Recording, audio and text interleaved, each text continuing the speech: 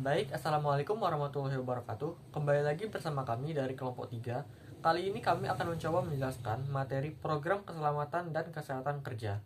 Sebelum itu, perkenalkan nama saya Akasa Putra Alafis sebagai moderator. Dan untuk pemateri lainnya, saya ditemani oleh rekan-rekan saya, yaitu Nur Mahmudi Ismail, Nabila Indah Safitri, Muhammad Zaki Subhan, Bening Wulandari, Muhammad Rifki Mohtar, Widya Ramadhani, dan Ririn Dwi Mulyani. Baiklah, langsung saja. Pertama, saya akan menjelaskan apa sih itu program keselamatan dan kesehatan kerja, atau biasa disingkat K3, yaitu program yang dirancang untuk melindungi pekerja dari risiko kecelakaan dan penyakit akibat kerja. Hal ini mencakup semua aspek keselamatan dan kesehatan di tempat kerja, termasuk pengendalian risiko dan perlindungan terhadap pekerja. Tujuan utamanya yaitu untuk menciptakan lingkungan kerja yang aman, sehat, dan produktif. Baiklah, untuk penjelasan materi berikutnya, saya serahkan ke rekan saya. Terima kasih.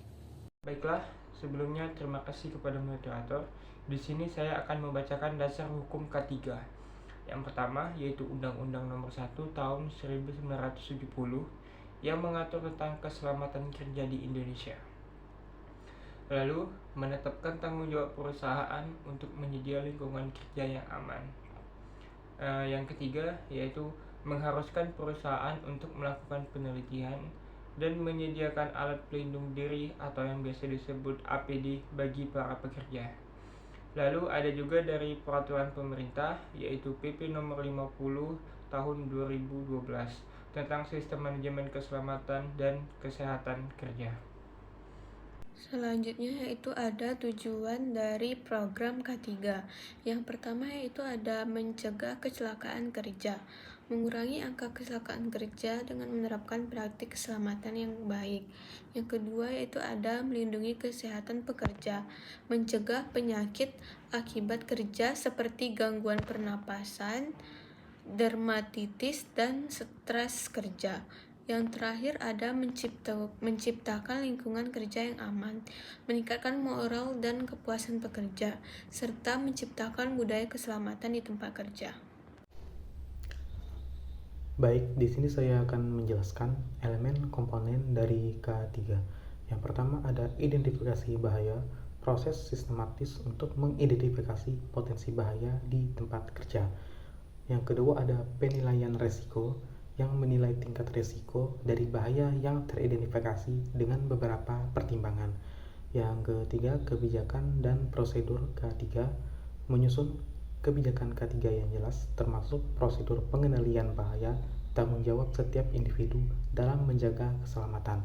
Yang keempat ada pelatihan K3, fokusnya mengedukasi terhadap pekerja tentang praktik keselamatan umum, penggunaan APD dengan benar, dan prosedur darurat dalam situasi tertentu.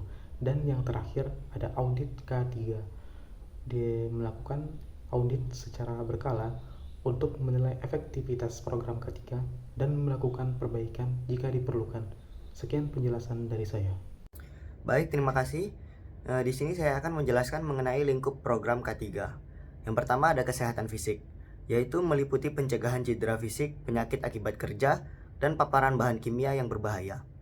Yang kedua ada kesehatan mental, yaitu meliputi pencegahan stres kerja, burnout, dan gangguan mental lainnya.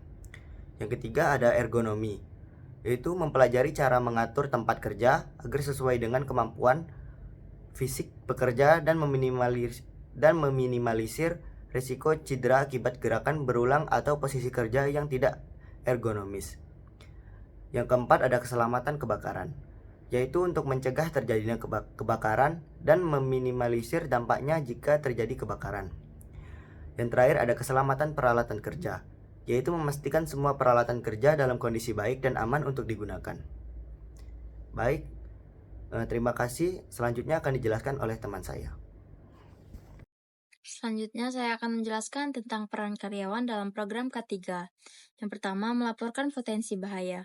Karyawan diharapkan aktif melaporkan masalah yang dapat membahayakan keselamatan. Dengan melaporkan potensi bahaya, karyawan berkontribusi pada upaya pencegahan dan membantu perusahaan mengambil tindakan untuk mengurangi resiko. Yang kedua, mengikuti pelatihan K3. Karyawan harus mengikuti pelatihan yang disediakan untuk memahami resiko dan cara mitigasinya. Dengan begitu, karyawan dapat mengidentifikasi bahaya lebih awal dan mengambil langkah-langkah pencegahan yang diperlukan untuk menjaga keselamatan diri dan rekan kerja.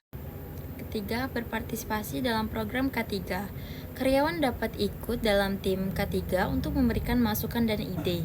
Partisipasi aktif dalam program K3 memungkinkan karyawan untuk berbagi pengalaman dan perspektif mereka mengenai keselamatan di tempat kerja. Baiklah, di sini saya akan menjelaskan beberapa manfaat program keselamatan dan kesehatan kerja. Yang pertama yaitu mengurangi angka kecelakaan. Dengan penerapan program K3 yang efektif, angka kecelakaan kerja dapat diminimalkan.